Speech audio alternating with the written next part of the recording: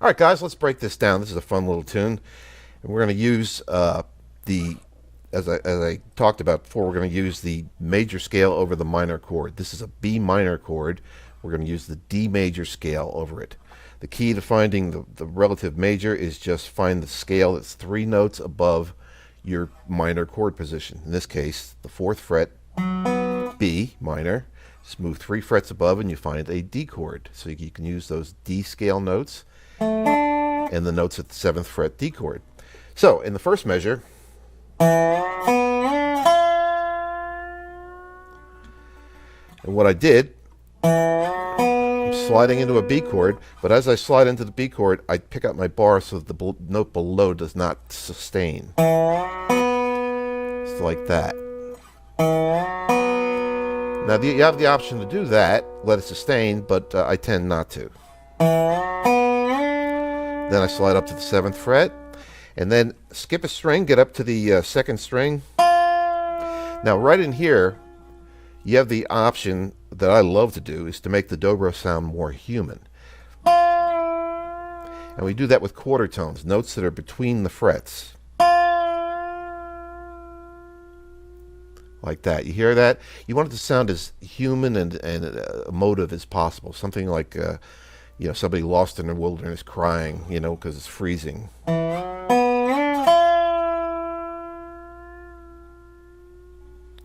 You don't want to go like that, because that sounds like a kid in a music store. You want it to be emotive. And then we moved on to the next measure.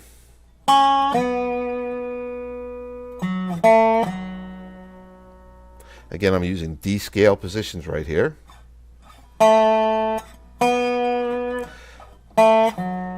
And then we get to a triplet here,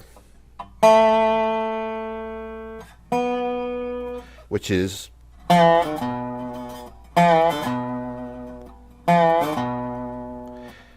to memorize that sound.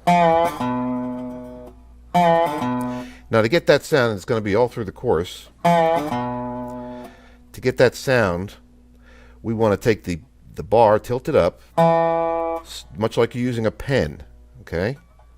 Just use the tip of it. And then as you move down 1 fret, or up 1 fret, I'm sorry, you pull the bar back. Next string, down, pull the bar back. But really the idea is just to use your middle and your index and your thumb on your right hand and just kind of move from you see that diagonal there? It's a line. You want to move in that line while picking without stopping at any particular fret. Not, in other words, you don't want to go. You want to go. So getting that's going to be important to playing the blues, because that's a very, very common phrase in the blues. So once again, to summarize, I'm just going over the notes, and I'm picking about when I'm over the right spot, but I'm not stopping. I'm just moving in a line with my right hand, my left hand, and my right hand just goes ba-da-dum, da-da-dum, in rhythm. All right, so let's see if we can put those two together.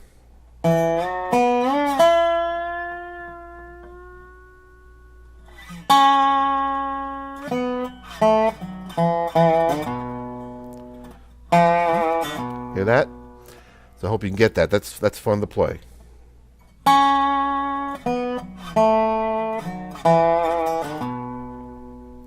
right, then we're going to move on to the next part.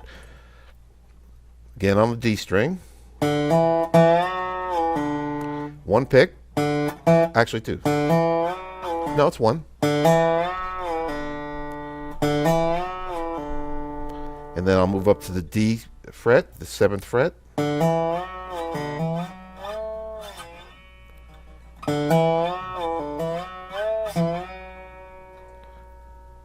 All right, and then we're going to move on to the next part. Now that's all over a B minor chord, so that's a good blue note.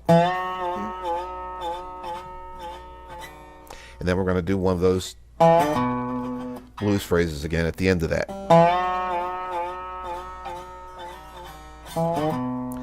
Now the chord change is coming up is going to be an E minor, so we want to land on an E note.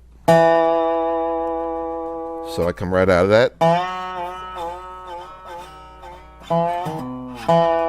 right to the E. Now the band is playing the E minor,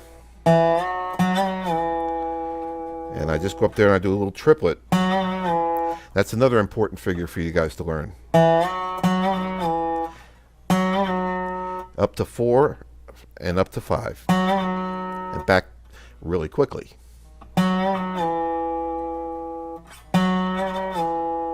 So you might want to take that outside of the lesson and make sure you can get the timing of that. Slow as I can do it. So I'll show you the wrong way.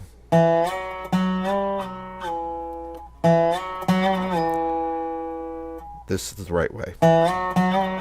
Wrong. Right. Alright, so try to get the feeling of that. That's very important. And then I'm going to go up on the D scale once again and use an E and F sharp note. But notice one thing here, guys. I'm using a syncopation. Sounds way cooler than just going. Right? Then I'll move up to the D scale further. Then go back to the 2nd fret. And do the same thing. Up the D scale further. And I'm on the A note now. And there again, I'm going to get the quarter tones going on.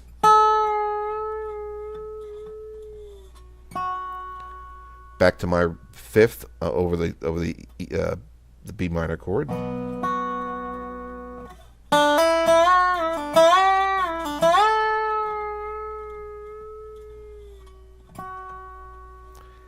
And then the next fill.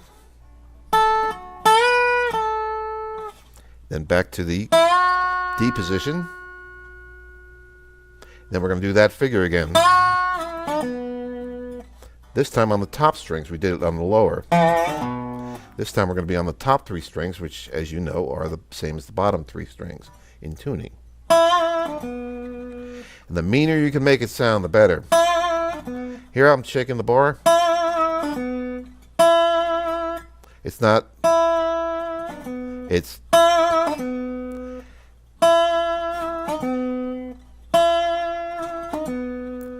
Sounds way bluesier.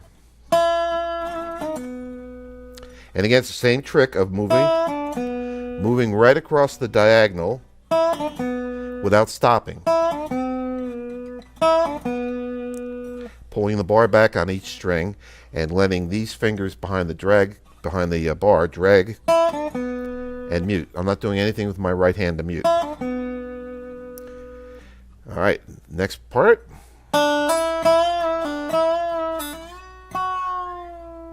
That's over the 5 chord, the F sharp chord. Next spot.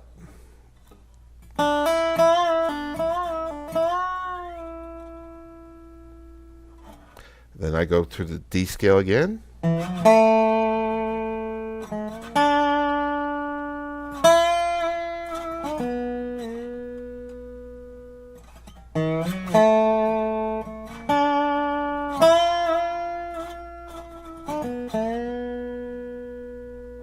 And then comes a quick little E minor, and I'm going to use notes that sound good over an E minor, again within the D major scale. And there's the other the same diagonal trick. This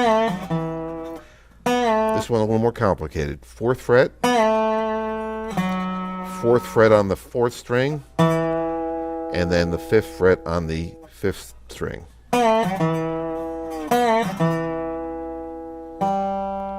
And I'm going to use that little G note because that's still part of the E minor chord that we're over.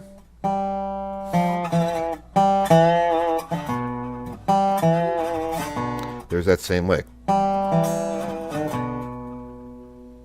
And then the band goes to the B chord, the F sharp minor chord, F sharp major.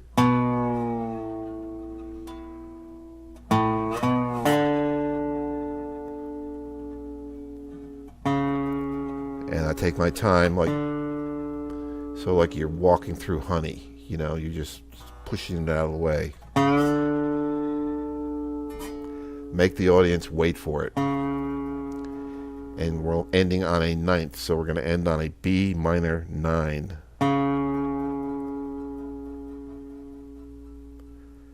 And that's important in playing the blues. Make the audience wait for it. Like that, you know.